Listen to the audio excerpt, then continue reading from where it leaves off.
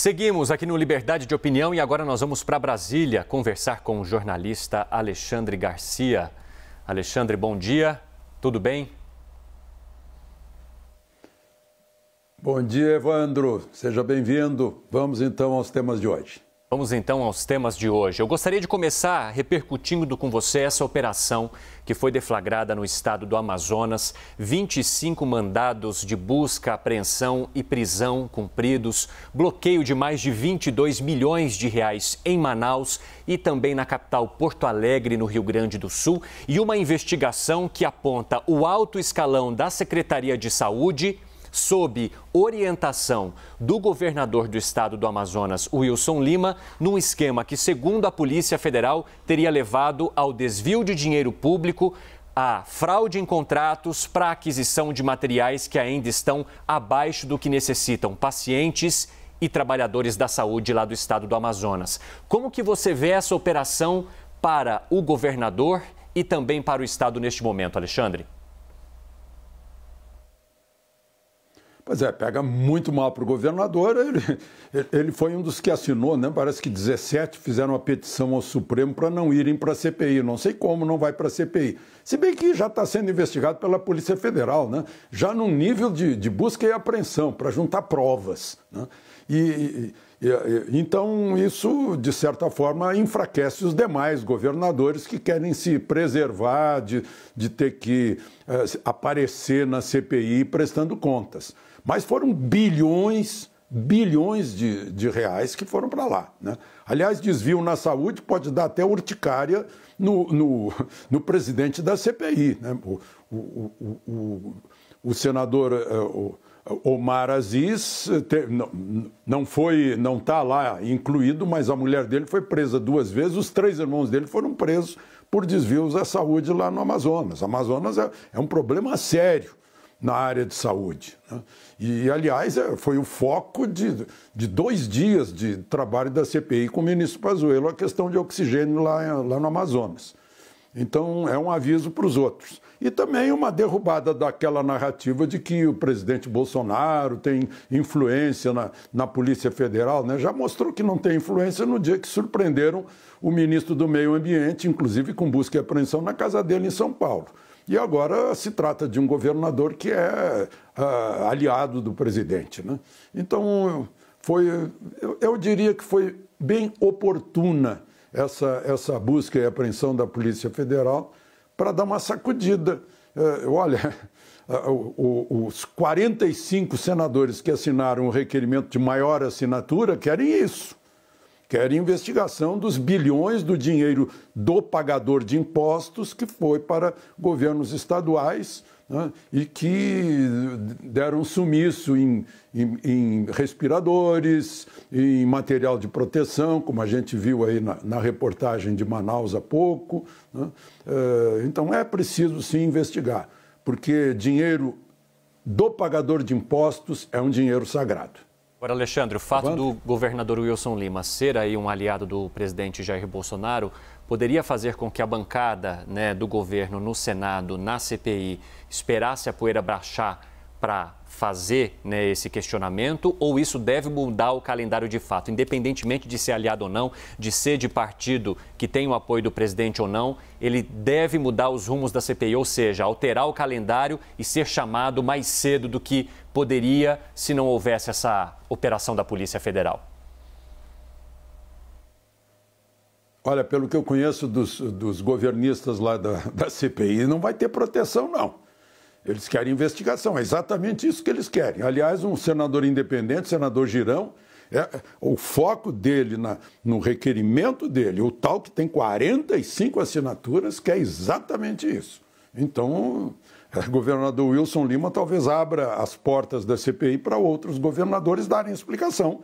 Está cheio de respirador aí que foi comprado em Hong Kong por um preço milionário e tem que dar satisfação, ora bolas, não?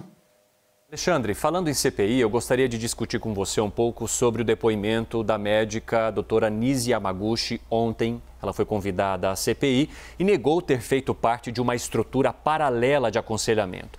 Ela se definiu, Alexandre, como uma colaboradora ali, pontual e eventual do governo, que participou de reuniões no Planalto. Um dos momentos, inclusive, de maior tensão durante esse depoimento aconteceu quando Nise Yamaguchi disse que a vacinação não é a única saída para o enfrentamento à Covid-19. Eu peço que você acompanhe comigo para a gente discutir logo em seguida. Não se deve vacinar aleatoriamente, dizendo que a única saída é a vacinação, porque o tratamento precoce então, é tratamento. A senhora mantém o que afirmou? A vacina, ela não deve ser. Que o tratamento precoce é tão importante quanto a vacina? Não, eu digo que uma coisa então, é o tratamento. Retiro o que falou. Não, também não. Eu digo o seguinte: o tratamento é tratamento. Então, repete vacinação é vacinação. Objetivamente, existem dois lados: a medicina da prevenção, que é a vacina, e aí a medicina do tratamento, que é o tratamento. Então, são coisas diferentes. Na realidade, quem está nos vendo nesse momento, eu peço que desconsidere as questões que ela diz aqui em relação à vacina. Desconsidere o que ela está dizendo em relação à vacina. Ela não está certa. Eu não sou médico, não sou.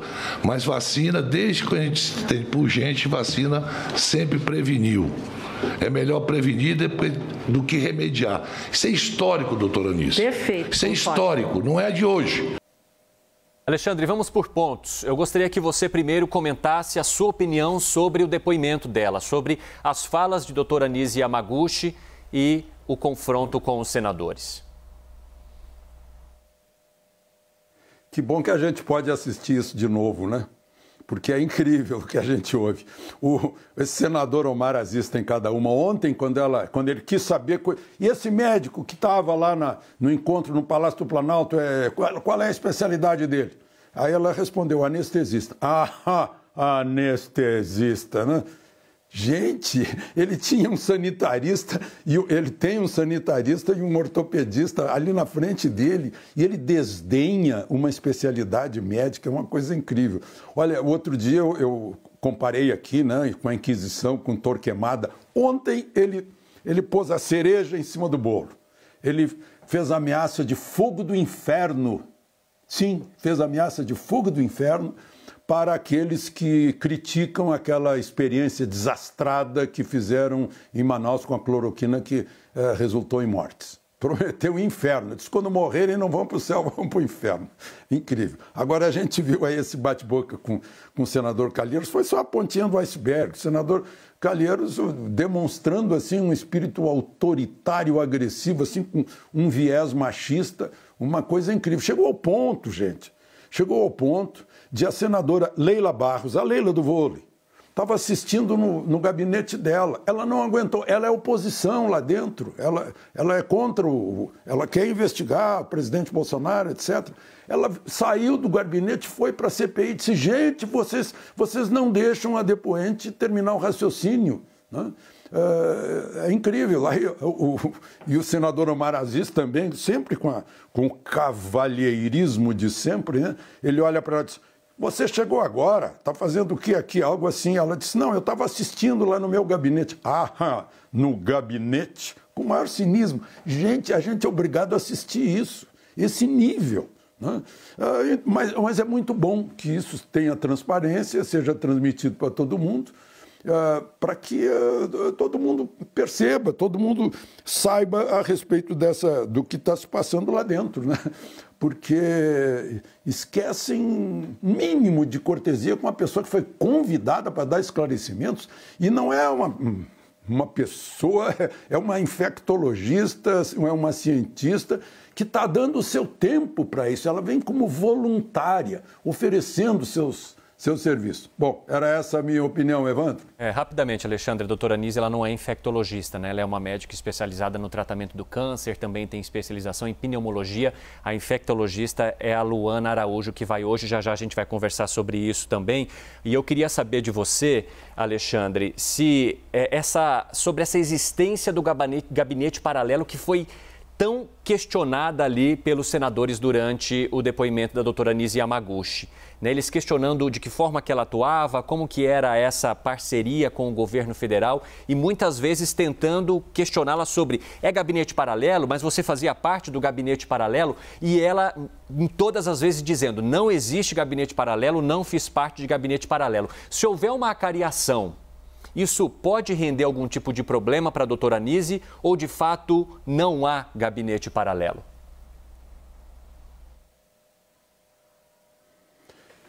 Bom, em primeiro lugar, eu estou achando que a doutora Anísio é, então, imunologista, né? Talvez eu tenha me confundido, mas a gente confere isso. E, em segundo lugar, gabinete paralelo é aquele carimbo orwelliano que carimbaram. Tem um gabinete paralelo, a gente vai repetindo até que a gente cria o gabinete paralelo e passa a enunciar o próximo raciocínio com base na existência de um gabinete paralelo. Isso é uma criação, né? Então, são pessoas voluntárias que são convidadas para ser ouvidas. Agora, faz 5 minutos que começou uma reunião dessas no Palácio do Planalto. Pela 5ª vez. É um comitê de coordenação nacional para enfrentamento da pandemia, que foi criado em fim de março e já teve 5 reuniões. Então, presidente da Câmara, presidente do Senado, presidente da República, presidente Supremo, né, ministro da Saúde como secretário executivo e uma série de convidados, infectologistas, imunologistas. São pessoas que são convidadas para serem ouvidas a respeito de assuntos científicos, que o político fora da CPI não entende, né? Então, a coisa mais normal do mundo. Seria condenável se um presidente da República se isolasse, né, dentro da famosa bolha que está isolando tanta gente nesse país, se o presidente se isolasse e não ouvisse gente de fora, numa área científica, por exemplo. Então, foi o que aconteceu. Esse é o tal gabinete paralelo, né? Então, são consultas informais, esporádicas ou frequentes, em que qualquer presidente da República ouve, né? Eu citei aqui o outro dia o presidente Figueiredo ouvindo o doutor Euríclides de Jesus Zerbini sobre fumar ou não fumar. Pioneiro do transplante cardíaco no Brasil. Foi algo que eu tive participando da cobertura. Alexandre, a doutora Anísio é oncologista e imunologista, né? Só para a gente fechar aqui essa parte da nossa conversa. Oncologista e imunologista. Falando em CPI, perfeito. Hoje sim tem a doutora Luana Araújo. Eu não tenho acesso aqui ao computador. Não tem problema, é por isso que a gente vai conversando e a gente vai checando todas as informações aqui. Agora, a médica infectologista Luana Araújo vai hoje à CPI como convocada. Doutora Luana Araújo, né, que ficou apenas 10 dias na pasta, foi convocada, anunciada pelo ministro Marcelo Queiroga. A gente tem até imagens dela aí ao lado dele, cumprimentou o Zé Gotinha. 10 dias depois, o governo federal anunciou que ela não permaneceria no cargo, né? Agradeceu ali a contribuição dela, mas olha, não será dessa vez. Como que você olha para o depoimento de Luana Araújo? De que forma que ela teria a contribuir para a CPI? Como que você vê isso? Vai começar daqui a pouco, inclusive. Talvez da mesma forma que teria a contribuir a doutora Ludmila Aidar, né? Lá de Anápolis. De manhã, ela estava escolhida ministra da Saúde, pelo menos ela deu uma entrevista em Goiânia como ministra da Saúde. O próprio presidente estava imaginando que seria ela. No fim do dia, ela já não era mais, por causa das informações recebidas a respeito e tal, por algum motivo, né? Então, agora é a mesma coisa. A gente tem que considerar o seguinte: Ministério da Saúde não é como é hoje o Banco Central do Brasil. O Banco Central do Brasil é independente. O Ministério da Saúde é um órgão auxiliar do presidente da República, né? Não é uma autarquia, e muito menos uma autarquia independente, administrativamente. O ministro da Saúde é um auxiliar do presidente da República para executar a política do chefe do Poder Executivo, né? E uma auxiliar do ministro da Saúde, né, também executa aquilo que queira o ministro da Saúde. Certa vez, a Regina Duarte, convidada para ser ministra da Cultura, me contou que o presidente disse para ela: você tem toda a autonomia para fazer nomeações, mas me avise antes, que eu quero saber quem é e quero saber se tem alguma objeção, né? Então, ela ficou lá 10 dias, não foi nomeada, né? Enfim, não pode nem receber pelo trabalho, né? Eu acho, a menos que tenha recebido passagem e tal, né? Mas eu não sei o que vai poder contribuir para a CPI a respeito do combate à pandemia no Brasil. Não sei, né? Vamos esperar para ver o que vai acontecer. O resto é bola de cristal, querer imaginar isso ou aquilo durante a reunião, a sessão que vai começar daqui a 20 minutos. A doutora Luana Araújo, em algumas ocasiões, ela já se posicionou contra o uso destes medicamentos que são apontados pelos cientistas como ineficazes no tratamento da Covid-19 e que, né, traz e é muito martelado pelo governo federal desde o início da pandemia, Alexandre. Ela chegou a citar até que seria um neocurandeirismo. O fato dela se posicionar contra medicamentos que estão tanto nos discursos do governo federal pode ter feito com que ela tenha sido exatamente não escolhida ou retirada do cargo 10 dias depois por conta disso? Isso pode ser exposto hoje na CPI? Como que você olha para esse posicionamento dela em relação ao governo federal diante do momento que vivemos e também do que ela possa trazer para a CPI, Alexandre? Claro que a CPI vai perguntar isso para ela, né? Então, o resto é bola de cristal, né? O que a gente tem que fazer é não ser aliado do vírus. A gente tem que ser contra o vírus. Em qualquer coisa que seja contra o vírus, eu acho que a gente tem que ser a favor da vida, né? Mas esse vai ser o tom lá. Vão tentar, como tentaram até agora, e ficam cada vez mais desesperados, arrancar alguma coisa que possa comprometer o presidente. Tratam os depoentes como se fosse alguém que desviou dinheiro da saúde, né? Falando... É interessante, pode até dar urticária em alguém, né? Tratam como se fosse alguém que tivesse recebido propina de empreiteira, tivesse desviado, feito contratos com a Petrobras para desviar recursos. Então, as pessoas estão sendo tratadas como criminosas lá dentro. Hoje, ela vai ser tratada diferente, isso é previsível, né? Para saber, puxa, entregue o presidente da República, por que a senhora não foi nomeada, né? Vai ser assim, é isso que a gente vai ouvir lá na CPI, que tem como relator Renan Calheiros e como presidente Omar Aziz. Alexandre, rapidamente, a hora que você se referiu à médica que foi anunciada para o Ministério da Saúde, né, houve toda uma especulação, você falava sobre a doutora Ludmila Ajar, aqui de São Paulo. Sim, sim.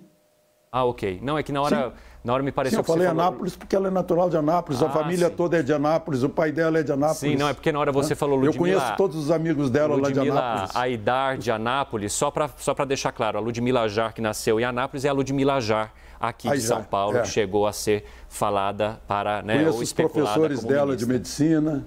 Exatamente. Muito obrigado, Alexandre. Um ótimo dia para você e um bom feriado. Exato. Bom feriado a todos e aproveitem o dia. Até a próxima.